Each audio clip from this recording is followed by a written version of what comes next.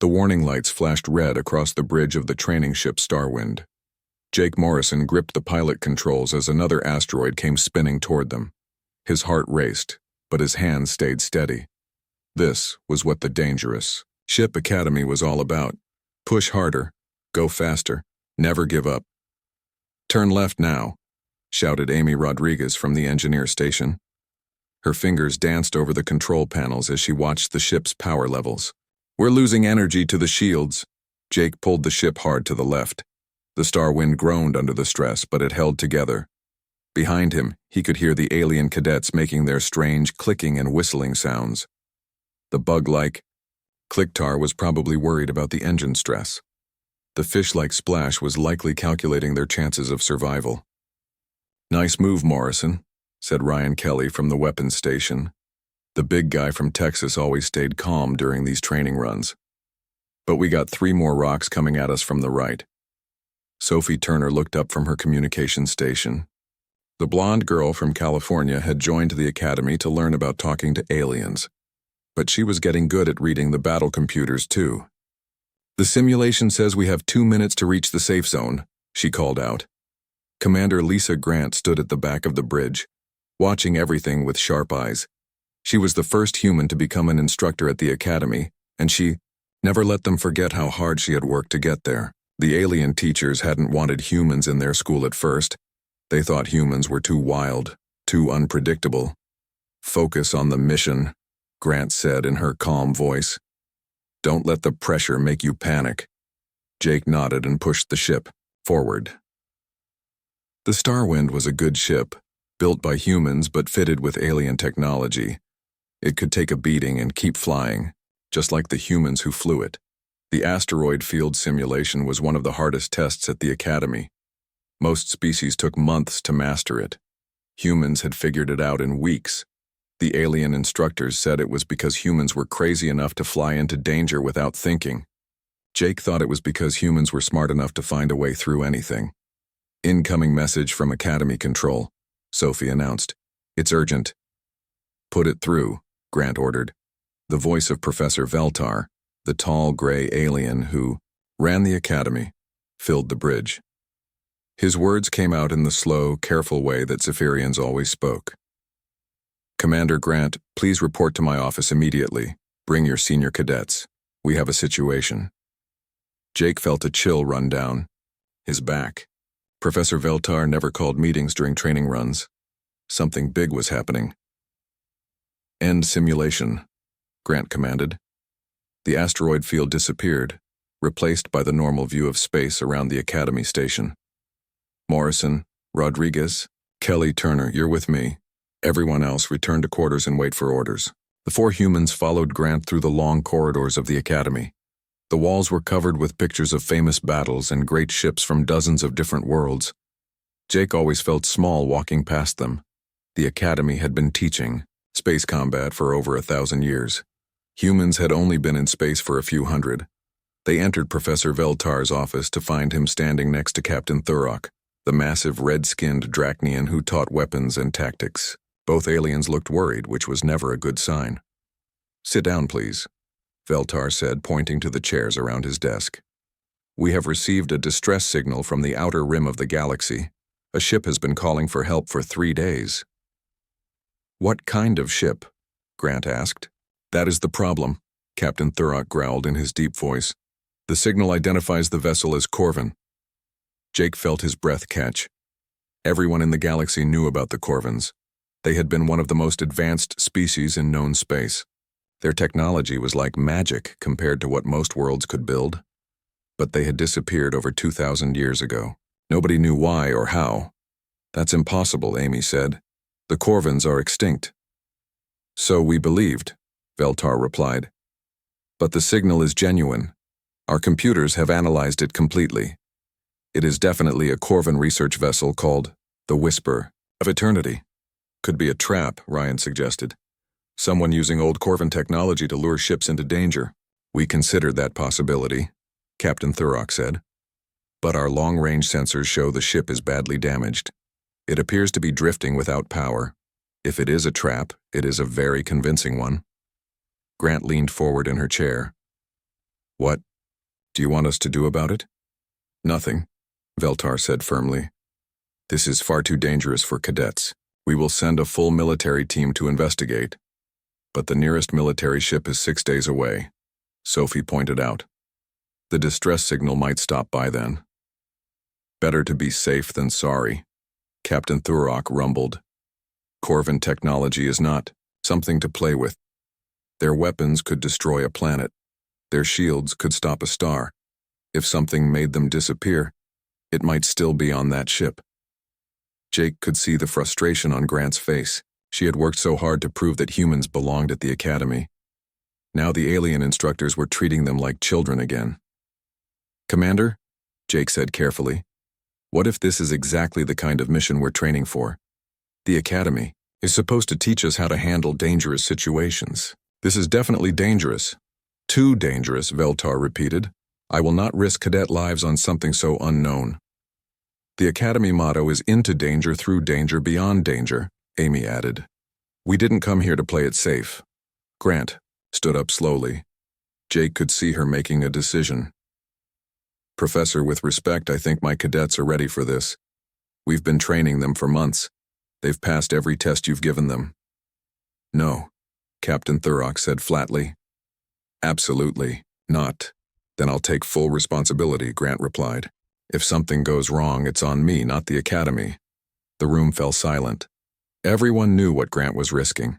If the mission failed, she would lose her job. Maybe worse. Very well, Veltar said finally. But you take only human cadets. If you're determined to be reckless, do not drag other species into your folly. Jake felt a mix of excitement and fear. They were going to investigate a real Corvin ship. It was the chance of a lifetime. It was also probably going to get them, all killed. But that was what being human was all about. The Starwind moved slowly through space toward the ancient ship. Jake kept his hands light on the controls as they got closer to the whisper of eternity. The Corvin vessel was huge, almost 3 times the size of their training ship. Its dark, metal hull was covered with strange symbols that seemed to glow faintly in the starlight. I'm getting some weird readings, Amy said from her station. The ship should be dead after 2,000 years, but there's still power flowing through it somehow. How is that possible? Sophie asked. She was recording everything for their mission report. No power source lasts that long. Corvin technology was different from ours, Grant explained. They could do things we still don't understand. That's why they were so powerful before they disappeared. Ryan was watching the weapon sensors carefully. I'm not seeing any active weapons, but that doesn't mean much. A ship this old might have systems we can't detect. Jake guided the Starwind closer to the alien vessel. The Corvin ship had docking ports, but they were built for much larger ships. Commander, we're going to have to use the emergency airlocks. I can't match with their main docking system. Do it, Grant ordered. But be ready to pull away fast if anything goes wrong. The docking process took 20 minutes. Jake had to use all his training to line up the small Starwind with the massive Corvin ship. When the airlocks finally connected, everyone held their breath. Seals are good, Amy reported. Air pressure is stable on both sides, but the atmosphere over there is really old. It might not be safe to breathe. We'll use breathing masks, Grant decided. Everyone grab emergency gear. This is a real mission now, not a training exercise. They suited up in the small airlock between the ships. Jake checked his breathing mask twice, then helped Sophie with hers. The emergency suits were bulky and uncomfortable, but they would keep them alive if the Corvin ship had problems. Remember, Grant said as they prepared to cross over, we're here to investigate and report back. We're not treasure hunters. Touch only what you need to touch, record everything. The airlock door opened with a soft hiss.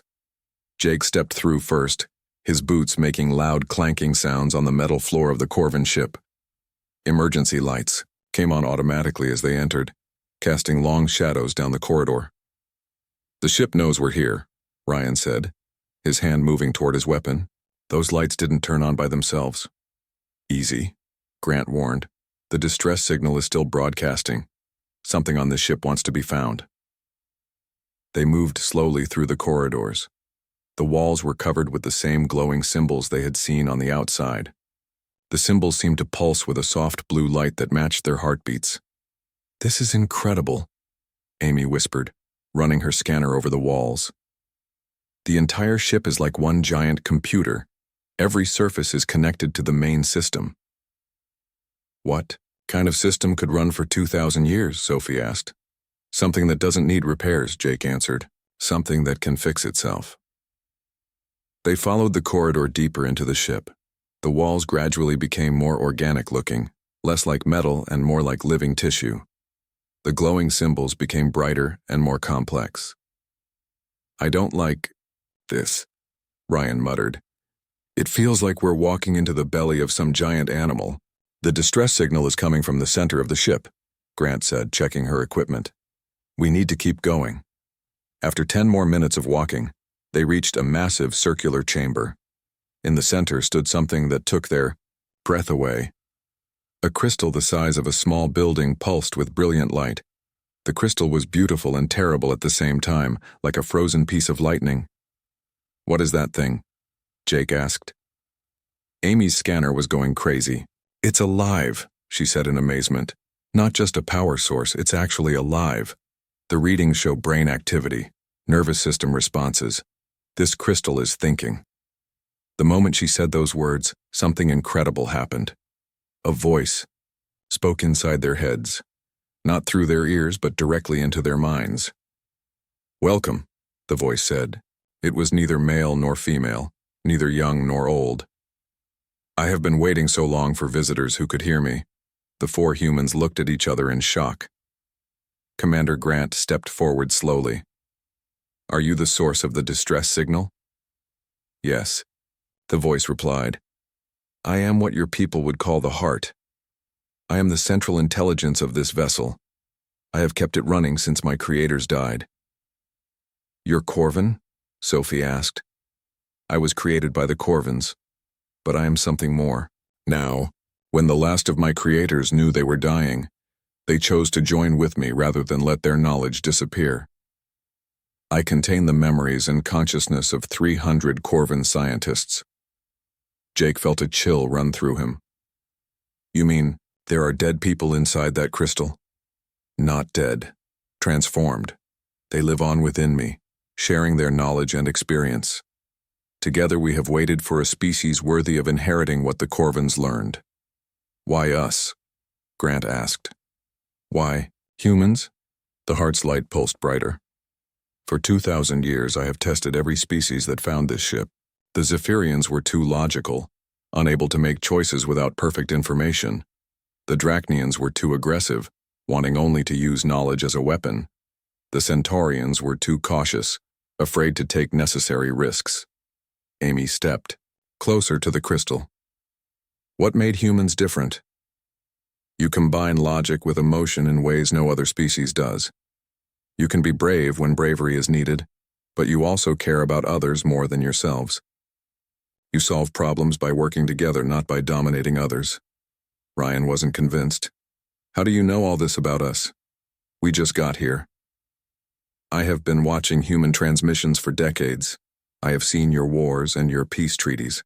I have watched how you treat other species, how you learn from them instead of trying to control them. You are what the Corvins hoped to become but never achieved." The crystal began to pulse faster. "I can give you technology that will make humanity the most powerful species in the galaxy. Weapons that can destroy stars, shields that can protect entire planets, ships that can travel between galaxies in days instead of years." Jake felt his excitement building. This was beyond his wildest dreams. Humanity could become the rulers of the galaxy. But something in the heart's voice made him hesitate. "What's the catch?" "There's always a catch." The heart was quiet for a long moment. "The knowledge can only be given to pure humans. No aliens can be present when the transfer happens, and once you receive it, you will no longer be able to form emotional bonds with non-human species. The technology responds only to human thoughts and feelings." Sophie gasped. "You mean we'd have to abandon our alien friends? Forever?" "It is the price of power," the heart said simply. "Choose wisely. Other ships are approaching this location. You do not have much time." The four humans stood in silence, staring at the massive crystal. The Heart's offer hung in the air like a heavy weight. Jake could feel his teammates struggling with the same thoughts that were racing through his mind. "How long do we have to decide?" Grant asked. "The approaching ships will arrive in 4 hours," the Heart replied. "After that, the opportunity will be lost forever. The knowledge can only be transferred when the conditions are perfect." Ryan was the first to speak up. "Commander, we have to think about our duty to humanity. This technology could solve every problem Earth has ever faced. We could protect our colonies from alien attacks. We could explore the entire galaxy." "At what cost?" Sophie shot back. "We'd become monsters, cut off from every alien friend we've ever made, unable to feel anything for other species except coldness." Amy was running her scanner over the crystal, trying to understand how it worked. "The Heart is right about one thing. This technology is incredible. The power readings are off the charts. One ship with this technology could defeat an entire fleet."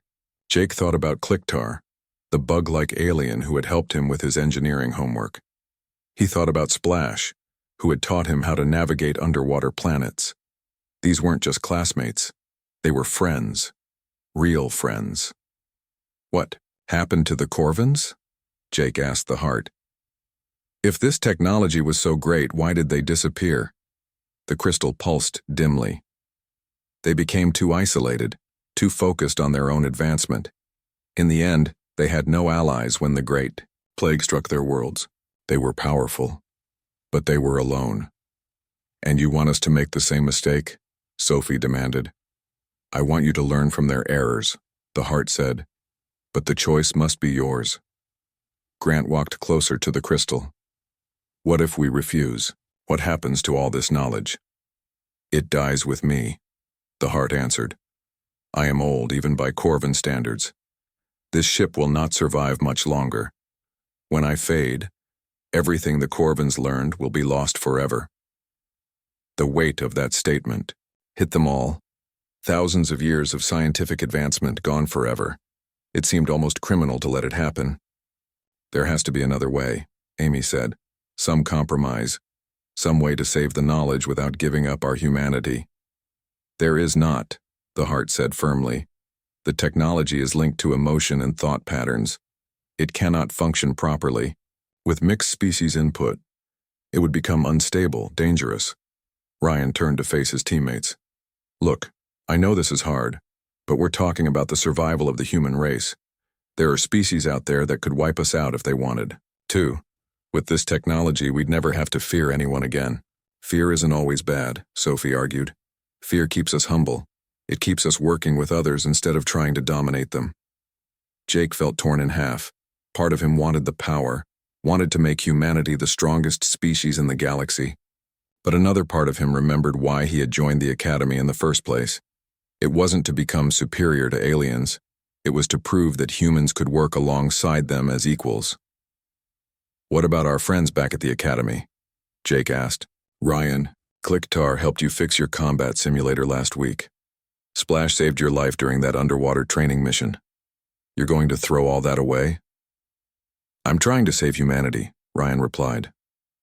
"Sometimes that means making hard choices." Amy looked up from her scanner. "I'm detecting energy fluctuations in the Heart. It's getting unstable. The stress of this conversation is affecting it." The crystal's light began to flicker. Warning alarms started sounding throughout the ship. "You must decide soon," the Heart said, its mental voice weaker now. "The approaching ships are moving faster than expected. They will arrive in 2 hours, not 4. Grant checked her communication device. "It's Professor Veltar and Captain Thurok. They're coming in the Academy's fastest ship. They're risking their careers to save us," Sophie said. "They could get in serious trouble for leaving the Academy without permission, or they're coming to stop us from getting the technology," Ryan countered. "They've never wanted humans to be equal to other species. This is their chance to keep us weak." Jake shook his head. "That's not true. Professor Veltar spent extra time helping me with my navigation training. Captain Thurok recommended me for advanced combat classes. They want us to succeed." The ship shuddered around them. The Heart's flickering was getting worse. The decision is tearing the heart apart, Amy warned. If we don't choose soon, the whole ship might explode. Then we choose, Grant said firmly. We're the senior class. This is what we trained for, making the hard decisions. So what's it going to be, Wayne? Ryan asked. Do we take the power and save humanity, or do we let it all die for the sake of alien friendships? Jake closed his eyes and thought about everything that had brought him to this moment. The Academy had taught him more than just how to fly ships and fight battles. It had taught him what it meant to be human in a galaxy full of different species. Humans weren't special because they were stronger or smarter than everyone else. They were special because they could look at a bug-like alien or a fish-like alien and see a friend instead of an enemy. They could work together with species that were completely different from them. I know what we have to do, Jake said, opening his eyes. But none of you are going to like it. The heart's light flared brighter, sensing his decision. Tell me, young human, what is your choice?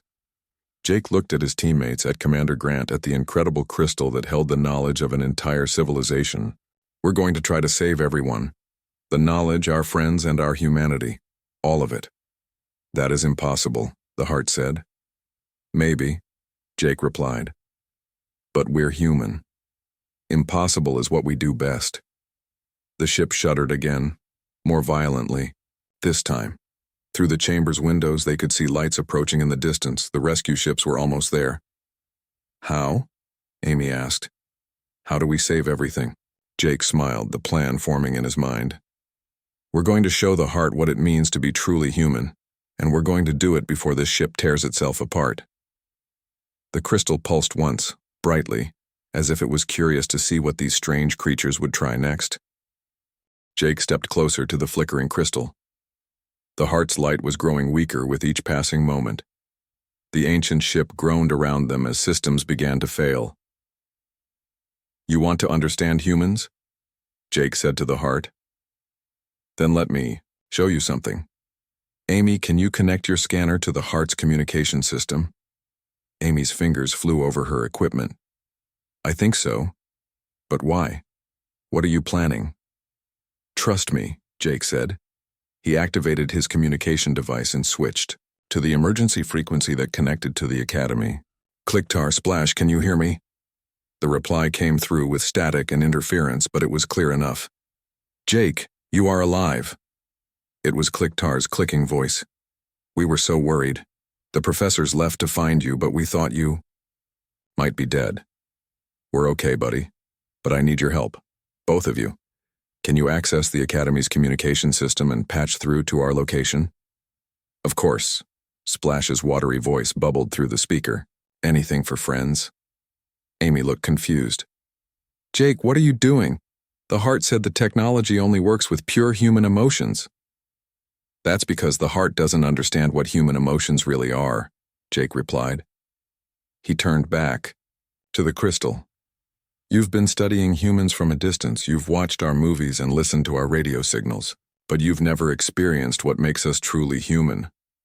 The heart's light pulsed weakly. Explain. Our strength doesn't come from being pure or separate, Jake said. It comes from our connections with others, even aliens, especially aliens. Through Amy's scanner connection, Jake could hear more voices joining the communication channel. Not just Clicktar and Splash, but other alien cadets from the Academy. They were all talking at once, worried about their human friends. The human cadets are in danger, came the voice of Zex, a plant-like alien from the agricultural worlds. We must help them somehow. If only we could reach them, added Vorth, a crystalline being from the asteroid colonies. Sophie caught on to Jake's plan. Heart, can you hear them? Can you feel how much they care about us? The crystal's light flickered, but not from weakness this time. It was surprise. These aliens, they are genuinely concerned for your welfare. They are not pretending. Of course they're not pretending, Ryan said, finally understanding. They're our friends, real friends. We've trained together, studied together, helped each other through the hardest parts of Academy life. Through the scanner, more alien voices joined the conversation. Stories began pouring through the connection. Clicktar talked about how Jake had helped him understand human humor. Splash described how Sophie had taught her about human art. Dozens of aliens shared memories of kindness and friendship from their human classmates. The heart's light began to change. Instead of the cold blue glow, it started showing warmer colors. Gold, green, purple. I do not understand, the heart said, its mental voice filled with confusion. The Corvins taught me that emotional bonds with other species made you weak. That pure focus on your own kind was the path to strength. The Corvins were wrong, Grant said firmly, and that's why they died out. They became so focused on being superior that they forgot how to work with others. Amy's scanner started beeping rapidly. The heart's energy patterns are changing. It's becoming more stable, not less. Jake pressed his advantage. Heart, you said you contain the memories of 300 Corvin scientists. But those memories are 2,000 years old. They're from a time when the Corvins thought they had to be better than everyone else. What if there was another way? The crystal began to pulse in rhythm with the alien voices coming through the communication system. You would share this knowledge with other species? Even though it would mean humans would not be the dominant power in the galaxy? That's exactly what we'd do, Sophie said. Because that's what friends do. They share. They help each other. They make each other stronger. Suddenly, new voices joined the communication channel. Professor Veltar and Captain Thurok were calling from their approaching ship. Human cadets, respond immediately. Veltar's careful voice commanded. Your ship's energy readings are off the charts. What is your situation? We're trying to save everyone, Professor, Jake replied, including you. What does that mean? Captain Thurok growled. Through the scanner connection, Jake began explaining what they had found. The heart, the Corvin knowledge, the terrible choice they had been given. As he talked, he could hear the alien instructor's shock and amazement. Fascinating, Veltar said after Jake finished. A living repository of Corvin science. The research possibilities are incredible. The military applications alone, Captain Thurok began, then stopped. No, that is the wrong approach. This knowledge belongs to all species, not just one. The heart's light flared brighter than ever before. Even your teachers understand. They could claim this technology for their own species, but they choose not to. Because we're all in this together, Jake said. Humans, Zephyrians, Drachnians, everyone. The galaxy is big enough for all of us to be strong. The ancient ship stopped shaking. The warning alarms fell silent. The heart had stabilized completely. Understand now? The heart said, its mental voice filled with wonder. The Corvins were brilliant, but they were incomplete. They thought strength meant standing alone, but you humans have shown me that true strength comes from standing together. Amy's scanner showed energy levels rising throughout the ship. Heart, what are you doing? I am making a new choice, the heart replied. Instead of giving all the knowledge to one species, I will share it freely with all who prove worthy. The Corvin science will not die, but it will not be used to create a master race either. Through the communication system, they could hear excited chatter from the academy, aliens and humans talking together about the possibilities, already planning joint research projects. There is one more thing, the heart said. I have been alone for 2,000 years, carrying the burden of all this knowledge. Would you allow me to join your academy, to finally have the companionship the Corvins never understood? Jake looked at his teammates and saw the same answer in all their eyes. Welcome to the team, Hart. Professor Veltar's voice came through the communicator, sounding almost amused. I suppose we will need to build a very large dormitory room. As the rescue ships docked with the ancient vessel, Jake felt a deep satisfaction. They had found something more valuable than ultimate power. They had found proof that the human way of doing things worked. Not through domination or superiority, but through friendship and cooperation. The heart would come to the academy, bringing knowledge that would benefit every species. And maybe, just maybe, the galaxy would become a little bit more human in the best possible way. Mission accomplished, Jake said, grinning at his friends. Now let's go home.